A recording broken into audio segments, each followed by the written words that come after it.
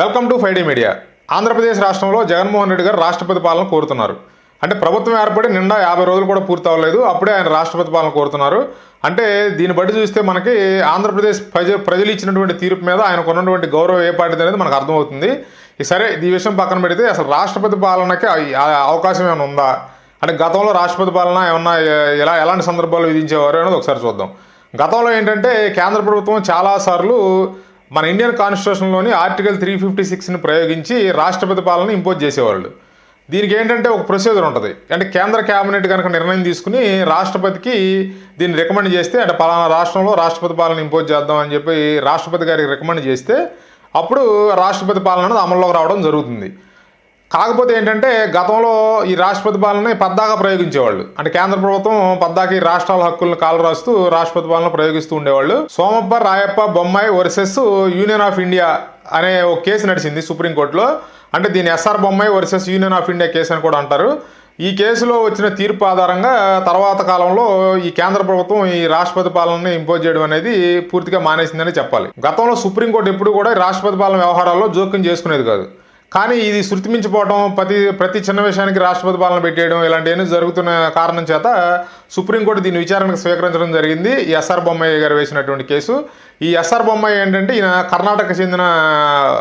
కర్ణాటక మాజీ ముఖ్యమంత్రి, ఈయన 4వ ముఖ్యమంత్రిగా చెప్తారు ఈయన కర్ణాటకకి. ఆ కేసు పూర్వాపరాలన్నింటినీ సుప్రీంకోర్టు క్షుణ్ణంగా పరిశీలించిన తర్వాత, చాలా వాదోపవాదాలు జరిగిన తర్వాత ఒక తీర్పు అయితే ఇవ్వడం జరిగింది. అంటే ప్రతిదానికి చేమ చిటుక్కుమంటే రాష్ట్రపతి పాలన అంటాం కుదరదు. ఈ ఆర్టికల్ 356 ప్రకారం కేంద్రానికి ఉన్నటువంటి హక్కులో మేము జోక్యం చేసుకోము, కానీ మీరు చూపించే కారణం, అంటే ఈ రాష్ట్రపతి పాలన విధించడానికి మీరు చూపించే కారణం హేతుబద్ధంగా ఉండాలి అని చెప్పి ఒక తీర్పు ఇవ్వడం అయితే జరిగింది. ఇక ఈ తీర్పు వచ్చిన తర్వాత ఆల్మోస్ట్ ఈ రాష్ట్రపతి పాలన అనేది మనం ఎప్పుడు చూడలేదన్నమాట.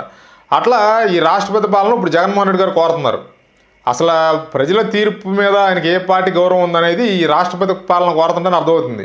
ఎవరన్నా 2 ఏళ్ళు 3 ఏళ్ళు ప్రభుత్వ పరిపాలన చూసి అన్ని అసాంఘిక కార్యక్రమాలు ఎక్కువైపోయి, ఆ తర్వాత ఈ ఫ్యాక్షన్ రాజకీయాలు ఎక్కువైపోవడం, లేకపోతే లా అండ్ ఆర్డర్ లేకపోవడం, లేదా రాష్ట్రం ఆర్థికంగా పూర్తిగా దెబ్బతినిపోయి జీతాలు ఇవ్వలేని పరిస్థితులు ఏర్పడటం, ఇలాంటి రకరకాల కారణాలు ఉంటాయి ఈ రాష్ట్రపతి పాలన ఇంపోజ్ చేయాలంటే. ఈయన నిండా 50 రోజులు పూర్తి అవ్వకుండానే రాష్ట్రపతి పాలన అని చెప్పి మొదలుపెట్టాడంటే అసలు ఈయన ఆంధ్రప్రదేశ్ ప్రజలు ఇచ్చినటువంటి తీర్పు మీద ఈయనకి ఏ పాటి గౌరవం ఉంది, అసలు ఈయనకు ప్రజాస్వామ్యం అంటే గౌరవం ఉందా? రాష్ట్రపతి పాలన అంటే ఏం లేదండి, రాష్ట్రపతి పాలన అంటే రాచరిక పాలన కింద లెక్క. అలాంటిది ఈయన రాష్ట్రపతి పాలన కోరుతున్నాడంటే ఈయన ఉద్దేశం ఏంటి? ప్రజాస్వామ్యం ఉండకూడదా మన రాష్ట్రంలో? ఆంధ్రప్రదేశ్ రాష్ట్రంలో ప్రజల తీర్పు పట్టం కట్టుకోకుండా ఈయన దొడిదారిన ఈయన ఇప్పుడు మళ్ళీ సీఎం అని చేయాలనే ఈయన ఉద్దేశం అసలు ఏంటో ఏం అర్థం కావట్లేదు. కాబట్టి ఇది రాష్ట్రపతి పాలన కోరే జగన్మోహన్ రెడ్డి గారికి కూడా తెలుసు.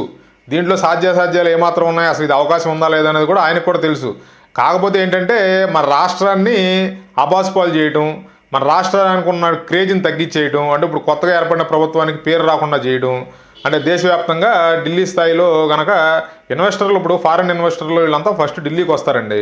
ఢిల్లీకి వచ్చిన తర్వాత ఏ రాష్ట్రం ఎక్కడి నుంచి ఎక్కడ పెట్టుబడి పెడితే మనకు బాగుంటుంది అనేది వాళ్ళు అక్కడి నుంచి పరిశీలించుకుంటారు రాష్ట్రాల వారీగా. ఇప్పుడు ఈ ఢిల్లీలో కనుక వీళ్ళు ధర్నాలు చేసి ఇలాంటి రాష్ట్రపతి పాలన కావాలని చెప్పి ఢిల్లీలో అడగడం, ఈ ప్రతిదానికి ఢిల్లీలో ఈ చిన్న చిన్న విషయాలు కూడా ఢిల్లీ స్థాయికి తీసుకెళ్ళడం చేశారనుకోండి, వాళ్ళు ఏంటంటే వాళ్ళకు ఇప్పుడు పెట్టుబడి పెట్టేవాడు ఏం ఆలోచిస్తాడు? మనకి పీస్ఫుల్గా ఉండే రాష్ట్రంలోకి మనం పెట్టుబడి పెడదామని ఆలోచిస్తారు కదా. ఇలాంటి కార్యక్రమాలను అక్కడ చేసినప్పుడు ఏమవుతుందంటే కొత్తగా వచ్చే కంపెనీలు మన రాష్ట్రం వైపు చూసే అవకాశం ఉండదు.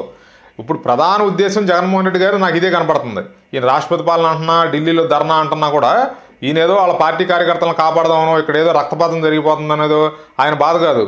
ఏదో ఒక ఇష్యూని అడ్డం పెట్టుకుని మన రాష్ట్రానికి పెట్టుబడులు రాకుండా చేయాలి, కంపెనీలు రాకుండా చేయాలి.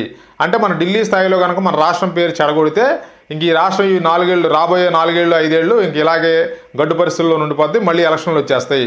ఇప్పుడు ఏర్పడిన ప్రభుత్వం ఏ కార్యక్రమాలు చేయలేకుండా పరిస్థితులు క్రియేట్ చేయడమే ఈయన ముఖ్య ఉద్దేశంగా కనపడుతుంది. ఇంకా హాస్యాస్పదమైన విషయం ఏంటంటే కేంద్రంలో ఎన్డీఏ ప్రభుత్వం ఉంది, ఇక్కడ స్టేట్లో ఆంధ్రప్రదేశ్లో కూడా ఎన్డీఏ ప్రభుత్వమే ఉంది.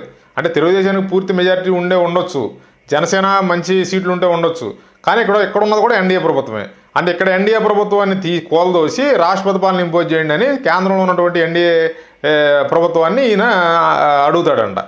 అసలు దీంట్లో ఏమన్నా దీని ఉద్దేశం ఏంటంటే పెట్టుబడిదారులు పెట్టుబడి పెట్టడానికి వచ్చే వాళ్ళని భయపెట్టడం, కొత్తగా కంపెనీలు పెట్టాలనుకున్న వాళ్ళని కానీ లేదా కొత్తగా ఏదన్నా ఆంధ్రప్రదేశ్లో ఏదైనా చేద్దాం అనుకున్న వాళ్ళని భయకంపెంతులు చేయడం ఈయన ప్రధాన ఉద్దేశంగా కనపడుతుంది. Thanks for watching. Please like, share and subscribe.